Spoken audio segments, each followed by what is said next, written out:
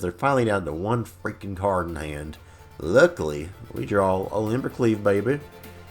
So we go to attacks here. Opponent happy to trade here, but we ain't gonna let him. Have Questing Beast fight. And what's it gonna fight? We decide to fight the Chain Whirlers. It's the only creature here with first strike. So that way we can get that down. You know, opponents, they're thinking through their blocks. I just don't think they realize what's gonna happen. So yeah, that happens. They go to -3 here. They would have been at -13. G.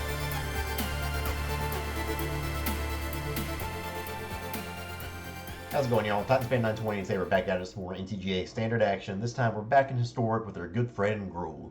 Now, Gruul no longer has our friend Burning Tree Emissary. But it's okay because we have other good cards here. Trying a new card out here in Elder Gargaroth, you know, from Core 21. Not a big fan of this in standard, but a 6/6 trample reach. That's pretty good when it comes to Historic, especially when so much of the removal is damage based when you have so many red decks running around. So hoping Gargaroth can just trample over the competition. Otherwise, this is mostly the same kind of Gruul you'd expect to see. Unsure of how it'll do in a Goblin meta, but hey, we'll try it out. So let's take this into ranked. Let's see how it goes. Let's go. Alrighty, y'all. First game of the day here is against Lady Mize. Lady Mize, I see them eyes.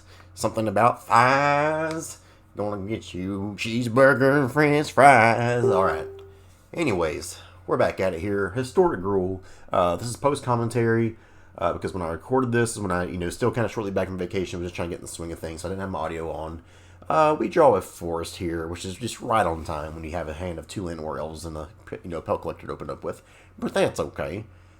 Start off here, play the Llanowar Elves down, and pass the turn. Try to get this Gargaroth out as soon as we can.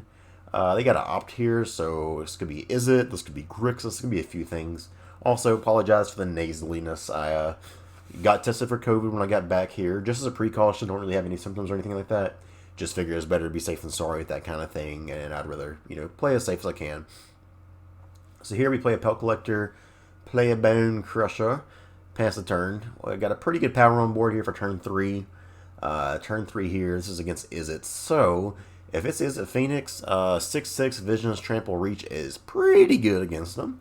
So we'll try to throw down this Gargaroth, hope it doesn't get countered. Maybe they play Mystical Dispute. Instead, they play the Concede button, and you love to see it. Let's go! So good start there against some kind of Izzet deck. They didn't really show us a lot.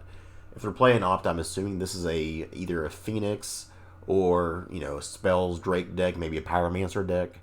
So sideboard-wise here, we'll cut the Primal Might just because they didn't show us any creatures quite yet. And even though the Robber the Rich will die to most any Izzet spells, I think Robber is still good to be able to hit a Phoenix every now and then and exile things. A lot of times, especially if you've been on the draw, if they're using Opt to kind of keep something on top, you can go and steal that. So I think it's a fine thing to side in here. I don't really have a lot of stuff I want to put in here against them, so we figured this is the way to go. Opener here is awkward, because once again, we keep getting these fucking Rootbound Crags. However, this hand's fine. We can keep 3 lands here. We have a Robber, we have a Scooz, and it's a good hand if it is against Phoenix. No 1-drop, a bit frustrating for Gruul. Y'all want that 1-drop. Alright, we try to make it happen, Captain. It's turn 2. Try to play this Robber down. That way, if it dies next turn, we can still play the Scavenging Ooze down and hold up a green to activate. Opponent's in the Think Tank, and they go ahead and thrill a possibility here. Phoenix in the bin, so we go to attack. Bam, baby, that's a Phoenix. Anytime you can hit the Phoenix, Robber the Rich feels really good. And we have the Scavenging Ooze to come down and be able to eat that Phoenix they have. So they start off here with a little bit of discovery action. Okay. No Phoenix going in the bin there is great for us. They bin a land, so we know they got another land to hit. There's a pause there, so they probably got a shock. Come on, opponent. You know you want to do it. You know you want to do. Ooh, it's a Lightning Axe. Okay. So opponent bringing in that big, thick removal. Here, as much as I want to play a Pelt Collector, we have that Arclight Phoenix in the bin, and the shields are down for us to get the Scavenging Ooze out. So Scavenging Ooze comes down, and we've ate 2 Phoenixes already, and they've not even seen a quarter of their deck yet, so we should be feeling pretty good about that. Now, lucky for opponent, they find their 3rd Scavenging Ooze, which is kind of crazy considering they've only seen, a quarter of their deck, but that's the beast. That's the way the season's going. It happens. Trying to have a positive mindset about it again. And they got another Lightning Axe. Yeah, I hate to see it. Luckily, still not enough to get old Phoenix out of the bin. So here I got a few things. I can play a Pelt Collector and a Lovestruck Beast. I can play Lovestruck Beast and Heart's Desire. And that's what we do here. We play Heart's Desire. play Lovestruck Beast. Basically just keep on putting pressure on the board here. They're down to 4 cards. They've already used 2 Lightning Axes, so I'm assuming the removal for Lovestruck Beast is getting a little bit worse. And if we draw a land this next turn, we can just throw down the Gargaroth again. And that's just such a hard card for Izzet to answer. Is it impossible they answer it? No, it's not. Get it? That's an Izzet joke. But if we don't draw a land next turn, we still got Pelt Collector and the Robber of the Rich, so it could be worse. Opponent ditches another land. These Discoveries, while Discovery's never been a card that I've liked, it is enough to where they can just get, filter through the bad cards on the deck, and that's nice sometimes. So here I can go double Robber, or I can go Pelt Collector and something else. Decide, let's just go double Robber, get the aggro beats on here, and just really force them to have an answer for us. And we can also exile some other stuff of theirs. So this gets them down to 8. This is lethal on board this next turn if they don't kill something. So let's see what they do here. We're in a pretty good spot though. Not too afraid of what's going on. We just got to push these last points of damage through. Finale Promise is a big yikes. Now they're still casting Lightning Axe. They do still have to discard something here. They discard an Opt.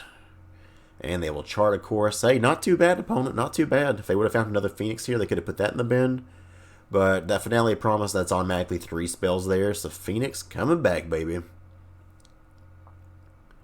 No attacks. Phoenix back on defense. Here we draw our land.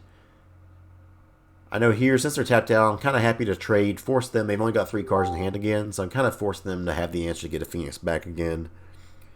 Probably should have swung the 1/1 as well. But we don't. And that's one of the things that can make a difference in a big game. However, we get this Gargaroth down, and I'm feeling really nice about that, because they've already used 2 Lightning Axes. One of them is exiled. So they're going to have a pretty good start here to be able to get rid of this Gargaroth. They'd have to do something like Lightning Axe and Lightning Strike, or Lightning Axe and Shock, just something like that. That's kind of a lot of resources just to kill 1 card, which is where Elder Gargaroth really shines in these matchups. They got another Finale Promise. Really annoying. Really annoying. So opponent, they target the Gargaroth, so that's 5 damage to it there. They're going to have something else here, because they have the chart, of course. Don't know if they already had it in hand. Maybe they're looking for it. That's an island going to the bottom. They still got 1 more point of damage to get through here. That is the 4th Lightning Axe we've seen, and then they shock our Gargaroth. Good news is, they're finally down to 1 freaking card in hand. Luckily, we draw a Embercleave, baby. So we go to attacks here. Opponent, happy to trade here, but we ain't going to let them. Go ahead and play this. And I could have played the Pelt Collector beforehand, which is probably a smarter move. But if I would have found an Opt or something like that, I would have rather had the Opt than play this Pelt Collector. But as it stands now, we got this Robber with the Embercleave on it. We got 2 other creatures on board. They're at 1. Can't imagine the way they get out of this. They're looking through that deck. If they have another Finale Promise, I'd be pretty aggravated. But they don't. We get there. GG. Good first game here. Historic Gruul. Let's go. So game 2 against MTGA. Open in hand here. We're on the draw, but this is a very nice hand. We have 2 different turn 1 plays here. Removal with Bonecrusher Giant. Primal Might here to fight. Figure we'll go ahead and start off with the Pelt Collector here. That way if we draw a creature on 2 that we can play to pump it up, I'd rather do that. Gifted Aetherborn. So this could be Mono Black Aggro, Mono Black Control. This could be Vampires. But Gifted Aetherborn is a house against Gruul decks. We can't Primal Might to kill it right now. We can't really attack through. I decided to try to offer up this trade. If they want to block it here, we can stomp it. And I'm actually okay with that 2-for-1 there. Kind of sucks to have to put those resources in, but it's what you got to do sometimes. They don't fall for it, so I decided to just play Heart's Desire here, because we're not going to have a lot of things we can shock if this is any of the decks I kind of mentioned already. Sorin, Imperious Bloodlord, hits the table. Put a vampire creature, so it's definitely vampires, and of course I got that turn 3 Champion of Dusk. Draw 2, lose 2. Yikes, opponent having, they've been on the play, having a really good start there. That's going to be pretty rough for us to come back from, but we will try our damnedest. I feel like here the best thing I can do was to play this Lovestruck Beast, because I could potentially turn this into next turn, just doing Primal Might for 2, fighting the Champion of Dusk, and then fighting the Gifted Aetherborn, and then clearing the way for the rest of our creatures here. But let's just see what they do. That Aetherborn just having the Death Touch is so rough for us. Opponent plays a Dust Legion Zealot. Not a big deal there. They can play it and draw a card. Still a fine card for vampires, but one that you're never really too afraid of. And now they can easily sack that, kill our Pelt Collector, and gain 3 life. And it hurts. It hurts. Why? It's fine, though. Again, I can't really breathe through my nose right now, so I apologize for the nasally content. And I actually got to blow my nose real bad, so I'll be right back. So we're back. TLDR, I killed their stuff with the Questing Beast. They killed all my other stuff with the Eliminate. Now they got a Demonic Brace on their Aetherborn. And they're swinging 9 at a time and gaining 5 in the air. That's just something they can't really come back from. Of course, they followed up with the Knight of the Ebon Legion. I imagine this matchup is actually just really, really rough for Gruul. Here it's rough because I can fight 2 things here. But even so, they still have that Gifted Aetherborn. So we do this for 0. I probably should have just... It doesn't really matter, though. And I did kind of screw up here. I should have made my Questing Beast a little bit bigger. Now, I could plus this up to 3 and make it a 7/7, but that damage it would have on it... Well, I guess that'd still be enough for it to live, wouldn't it? Maybe I should have done that. In the end, like, we're kind of in rough shape here, and I see kind of what I've done. I'm like, what have I done? But it's going to be hard to race them when they have that Gifted Aetherborn swinging 5 with lifelink in the air. So here, decided to just play out the Pelt Collector, play out a Bonecrusher Giant, and save this Primal Might. We can still swing in, get them down. But if they have removal spells here, we're just still in a lot of bad shape. They've only got 2 cards in hand, though. Another Death Touch Lifelinker. Again, Mono Black presenting a lot of trouble with all this Death Touch because Gruul just can't really do too much about it. So here they swing in with the Gifted Aetherborn. We can't do anything about that. So they go back up to 23 while we're at 4. We got to find an answer for that Gifted Aetherborn this next turn.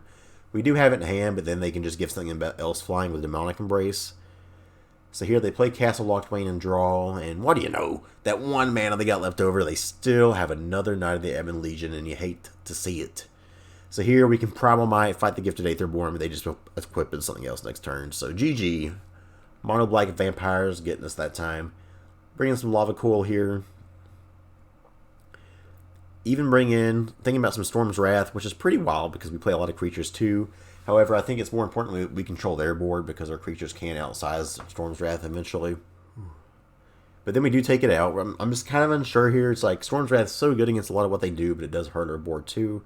But then I remember, we got these Lovestruck Beasts. We have Elder Gargaroth. Decide for now just to send it like this. See what we can do to them. Game number 2. So opening hand here again, not too shabby. We've got this Lovestruck Beast. We can play some Heart's Desire on 1. They mulligan to 6, so we like to see that. Here we play a little Heart's Desire, baby, and pass the turn. And they play the Knight of the Ebon Legion. We can't do much of anything here. However, Primal Might, a good little card here. We can plus this up 1.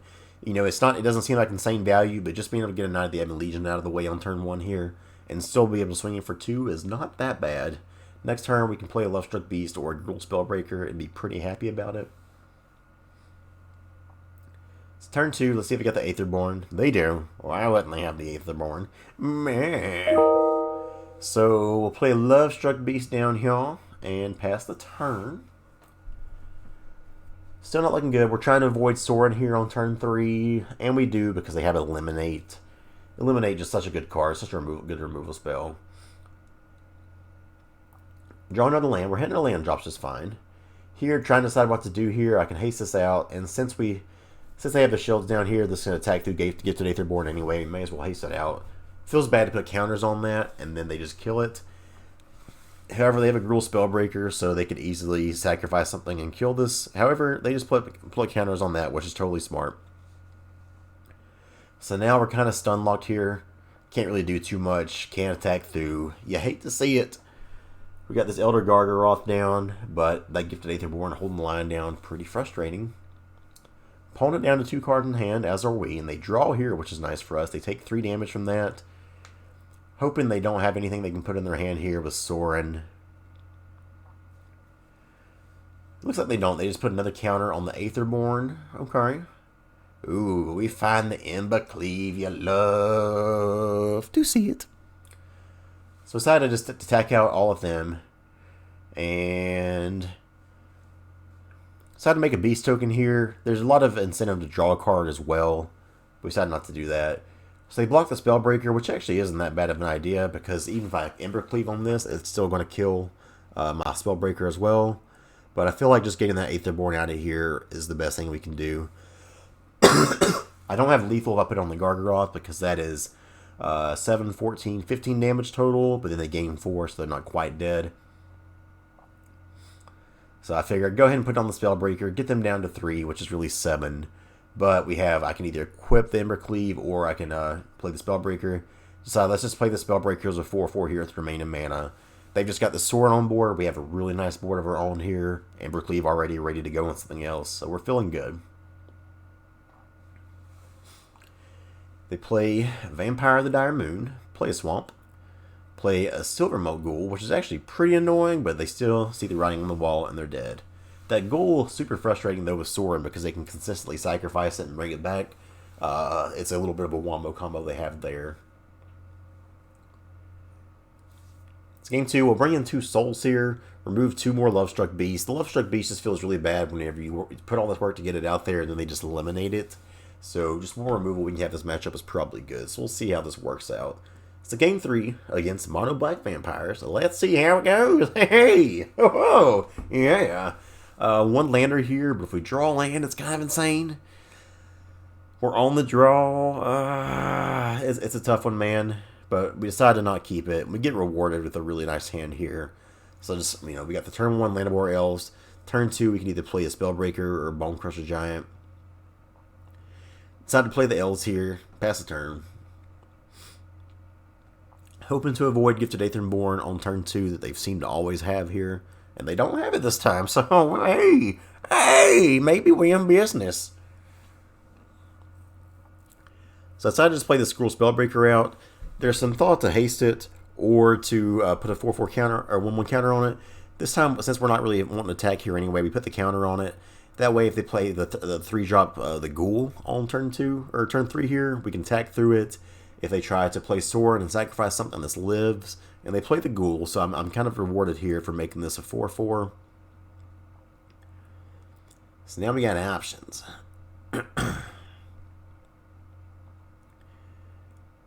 Looked at what's the target here. Decided to get this Death Toucher out of the way so we can safely attack.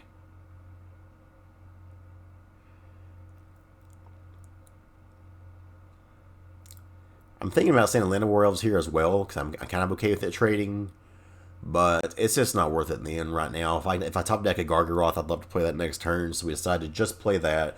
Llanowar Elves also allows us to play Embercleave next turn while just attacking with Spellbreaker, which is nice. So opponent plays the Swampy Swamp.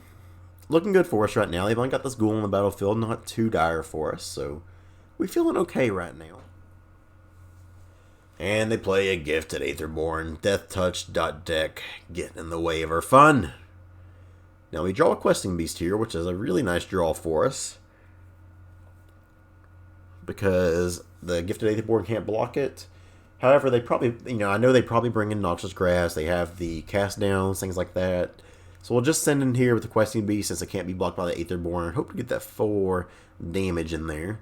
But they're looking at Questing Beast. We see that highlight. Okay, but we get the damage through. We get the damage through. They pass the turn. So, okay, they play a Castle. They play a Champion of Dusk here. Now, this does give them 3 cards, which is unfortunate, but this means that a top deck Embercleave could be pretty lethal here. Instead, we get a top deck Fable Passage. We'll play that so we can thin the deck out a little bit. Decide here, I probably need to offer this trade. I really don't want to because Questing Beast is so good. But we gotta get their board stuff off of their board. We gotta get the damage through there a little bit if we can.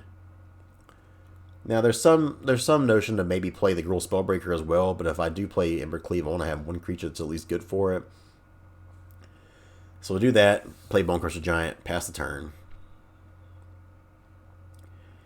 So awkward spot. We're in one of the spots again with which Gruul you get into a lot, where an Embercleave just feels like you can almost win the game on the spot. But they play a Sorin here, which is brutal because 3 damage is going to be enough to kill Bonecrusher Giant. And you see that wombo combo I was talking about. They sack their Silver Smoke Ghoul, and I probably just butchered that name. They kill our Bonecrusher Giant, and now in step they can bring that back because they still gain 3 life. Soren's a hell of a card, man. It's such a good card in these kind of matchups. You hate to see it.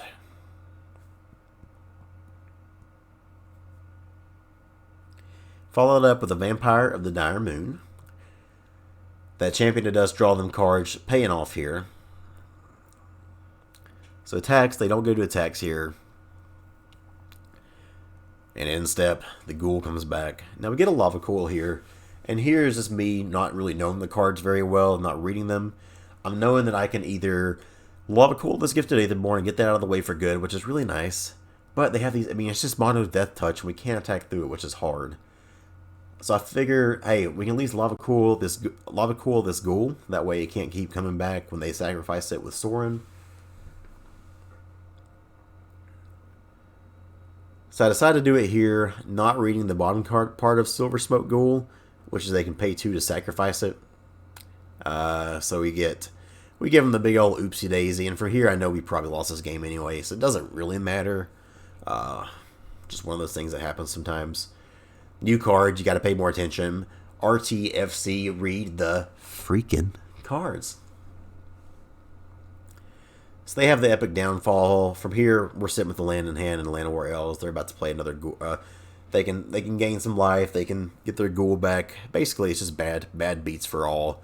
Here they have the Demonic Embrace come down. I know I can't beat that. So GG. Fallen to Mono Black Vampires. I see if we can win one more. Go 2-1 with this thing. So last game of the day here against Arcanus. We'll take the play. Very awkward opener. This one has no red mana. It's not the worst. We can still play Pelt Collector on 1 and Skoos on 2. So we'll keep 6 here. We'll ditch the Gargaroth. We can't be holding the 5 mana spell. We only have 2 lands. So we'll play Pelt Collector, pass the turn. Really missing the Burning Tree Emissary in this list. I think Gruul's still great, but Burning Tree Emissary is just such a good card. So we're playing against some Goblins, the terror of this format lately for sure. Swinging 2 Pelt Collector, and we'll see if we can just not get Muxed. It's something we must avoid. Heh.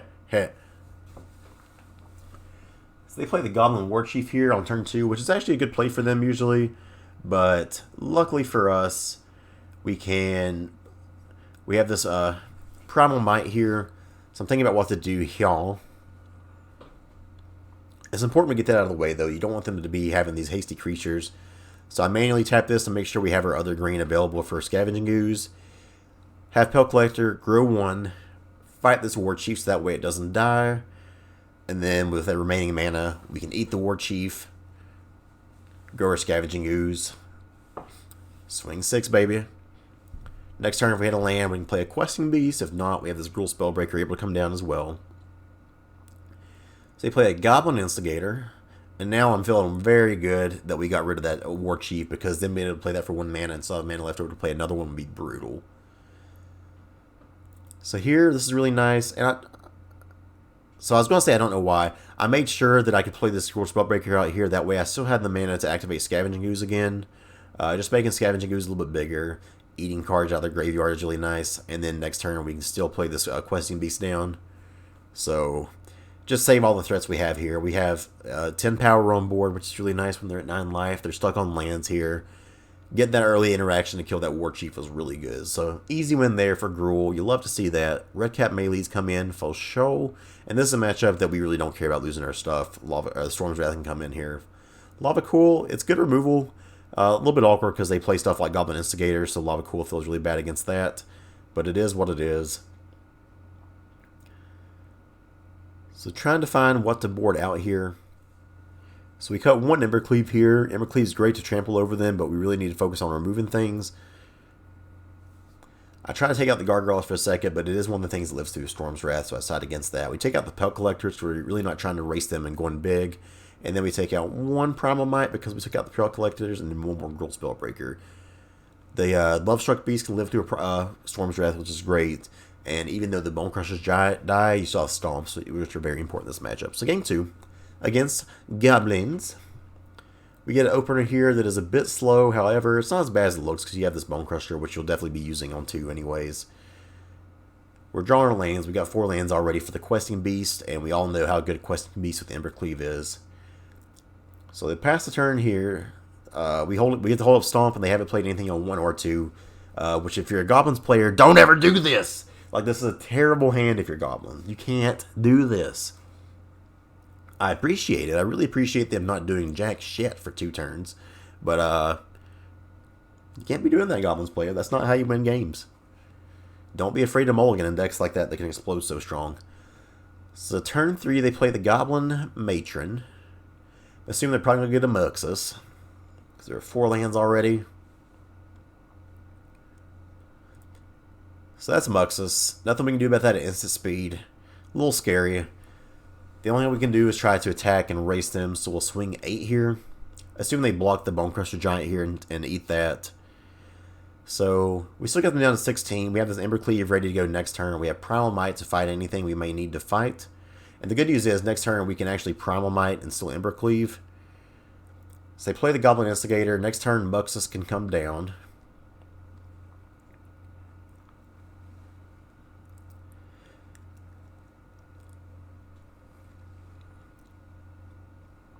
So I'm deciding what to do here, if I want to fight or not. Obviously, we're Embercleaving this turn. That's not a question.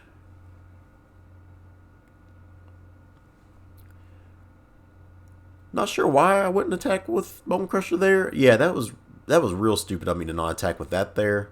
And I guess my thought on that was just being that I may need some kind of blocker to stay alive because the Questing Beast can get through the damage next turn. But look, in hindsight, that was a pretty bad no attack on my part. So here they play Muxus. Heck of a hit from the opponent. Woo, doggy! That's an attack, baby. Now, luckily, we still got this Questing Beast back with First Strike and Death Touch, so that's really nice. So even their Muxus can't afford to attack in here. And this Primal Might's actually fantastic that we did save it, because this next turn now, I can make my Questing Beast as huge and fight something, and that trample damage, there's no way they can live through this. So opponent has that good of a hit with Muxus, they can't even attack. You love to see it. So we do this for 5, have Questing Beast fight, and what's it going to fight? We decide to fight the Chain Whirler since it's the only creature here with First Strike. So that way we can get that down, and now no matter what they try to block, it doesn't matter. So we're swinging in here for 20, and they definitely don't have 20 blockers. The way Death Touch works, obviously, we're going to get a lot of trample damage through here. So it don't even matter. We just went sending the Questing Beast. They're done here. Give them the good game, which we not trying to be rude. Just, you know, opponents, they're thinking through their blocks, and I just don't think they realize what's going to happen. So, yeah, that happens. They go to -3 here. They would have been at -13. GG, 2-woman Gruul, mid-range. Let's take a look at the deck one more time. All right, y'all. So 2-1, not too bad overall. Vampires absolutely just felt like a horrible matchup, but otherwise, we had a game against most stuff. You know, it felt like Gruul. It felt like a pretty, you know, it's weird saying Gruul is fair because Gruul's been so broken for a long time. But this just felt like kind of a fair aggro deck. Not having Burning Tree to cheat so many different 2-drops in play is kind of different.